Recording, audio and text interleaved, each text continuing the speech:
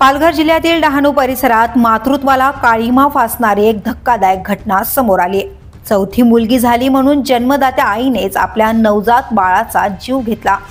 डहाणू तालुक्यातील लोणीपाडा परिसरात राहणाऱ्या पूनम शाह ही महिला काही दिवसांपूर्वी तिच्या आई वडिलांकडे प्रसूतीसाठी आली होती। 25 एप्रिल रोजी तिची सुरक्षित गृह प्रसूती झाली। एका गुंडच चिमुकलीला तिने जन्म दिला। बाळाचे वजन 3 किलो होतं आणि बाळंतीण दोघांची प्रकृती उत्तम होती। प्रसूतीनंतर दोघींना डहाणू उपजिल्हा रुग्णालयात दाखल करण्यात आलं। पण शनिवारी मध्यरात्रीच्या सुमारास घडली ती घटना जी फक्त काळजाचा ठाव घेणारी नाही तर समाजाच्या मानसिकतेवरही प्रश्नचिन्ह उपस्थित करणारे आहे।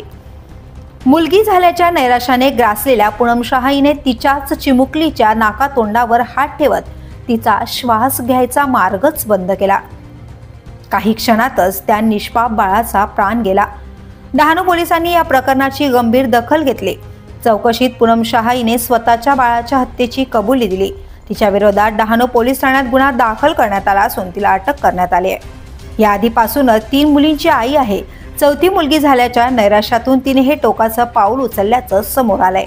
ही घटना केवळ एका कुटुंबाचा शोक नाही तर समाजाच्या मानसिकतेतील एक गंभीर आजार दर्शवते।